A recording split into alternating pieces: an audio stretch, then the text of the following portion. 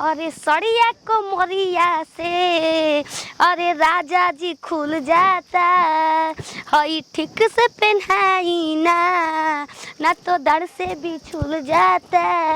हमार सड़िया को मोरिया से हमार राजा जी खुल जाता। हमार दूध गोबा हाय हाय हमार दूध गोबा दूध के फोए करी एमे नो करी तना खा मिली खाए खाती खखरी के करी एमे नो करी तना खा मिली खाए घंघरनी कितना चल जाए तो सही चश्मा लगा लगा नाची घर दुआर का खाक देखी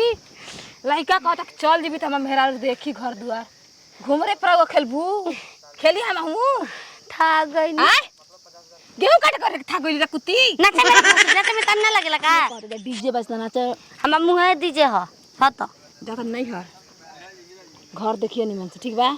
यार बाबू जोन कहत रहलु हो कौन यार बारे रतिया बयान तुम देखले रही हम कोनो या के चक्कर में बड़े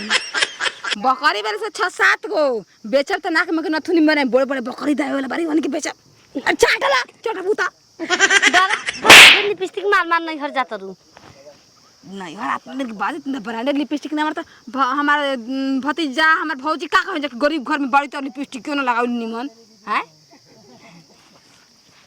बकरीन के लेहाना पताई चलावत रहे खात पियत रहे से ना आई नु तो ओन के बेच सब दाम लगा ले एगो खसी 18,000 के बेचाई आ एगो खसी 16,000 के बड्डे बड्डे हो गए बन सा ठीक बा बुढ़ाइल बाउस अच्छी रो बुढ़ाइल बाउस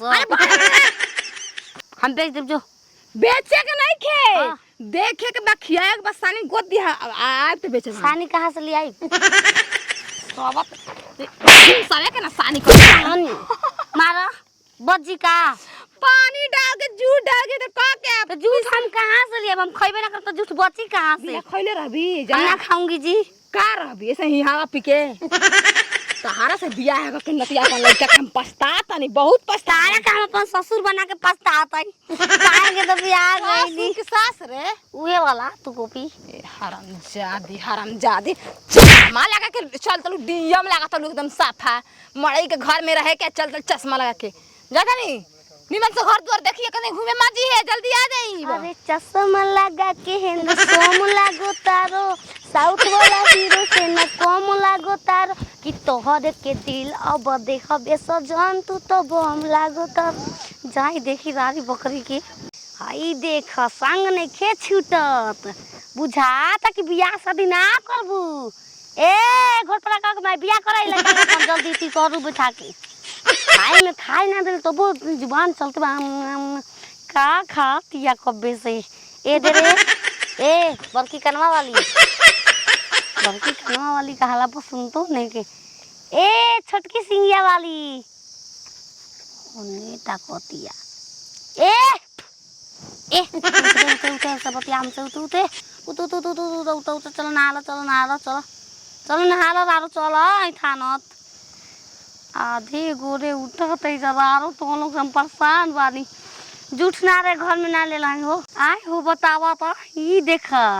तो हनी के कहिया पार घट लगई बेचारे खस्सी बकरी पाठी हो ऊपर तक भूत तक देखी मुंह तोड़ का चलता खाता के ए मलकाइन कन्या खस्सी बेचाऊ बन सका ई ने क्या घर बकरा बा अरे उहे बकरा पोस्टा में का छुओ त कन के का छुओ त तू उ बियाई हो बियाई वाली बिया अच्छा गाभिन ना चाहिए हमके ए बा हमके कुंवार चाहिए या ना तो कुंवारा चाहिए खस्सा खस्सी ले जा कुंवारे दोनों तीनों मय लाइने से बैसो हये छिनरी एकरा के बिया के संग रखत क को बेचा चारू पाँच हो हां कर पे कुल लेबू बोला कुतवे कुत्ता अरे मारे एके बेर कुतवे दाम बोल द पाँचो कुत्ता जब बकरी हो गोत साफ छिनारे हो का बोला एक ही के बोला 4,000 के बा कौन बने सर चूड़िया वाला है तोरे रहेला चूड़ी वाला नोट कहाँ छपाइल बा सिक्का सिक्का हां चूड़ी है तोरे रही तो 2 के सिक्का पर है हाथ बा उहे दा 2 रुपया हां तू का जानता हमरे के तू ठग ले बचिया तो सारा अरे साफ घुचू बिया। सास में हमके बहुत सिखा के भेजले बाली। कहाँ गइल बड़ी तार सास? ससुरा अपना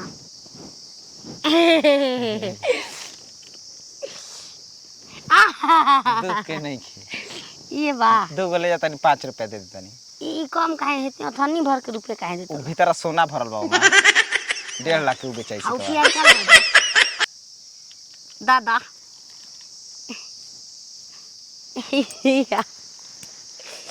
जा जा जा जा लेके जा। तोहरो सास बुझिए जे यहाँ ई तो पता साफ ही पागल बिया बाग बिया। लवा बारी अब बकरी बेच के बाग है जपाना बाग देखा बाग निकालते तो लोग के 2 गो छिया पहले करो। लेके भागो। हो गल जा केला ताको निया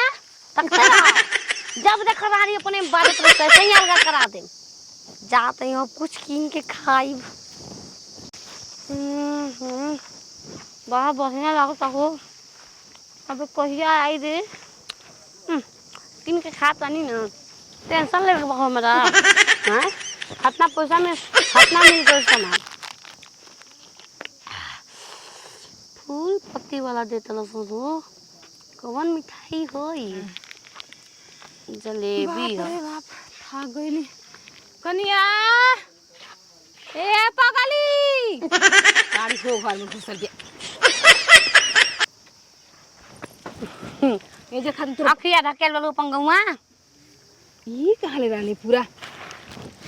नमकीन बिस्कुट पापड़ कहाँ से मामू ना मिली खाइल बनी खाए खाती भर पेट खा के बन नैहर से ठीक बा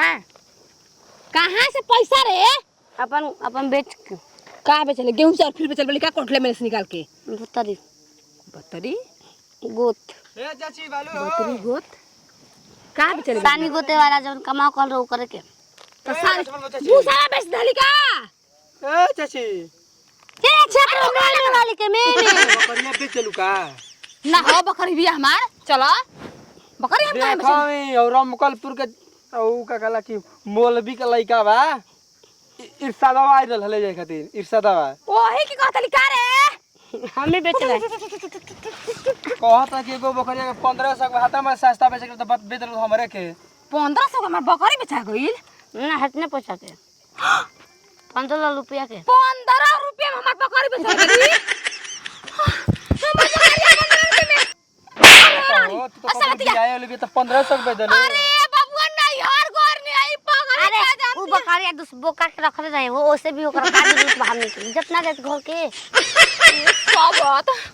हां चाची कहत रह कि पढ़ा लिखा के 10 जीविका में नौकरी लगावत रही। बकरिया तमाई के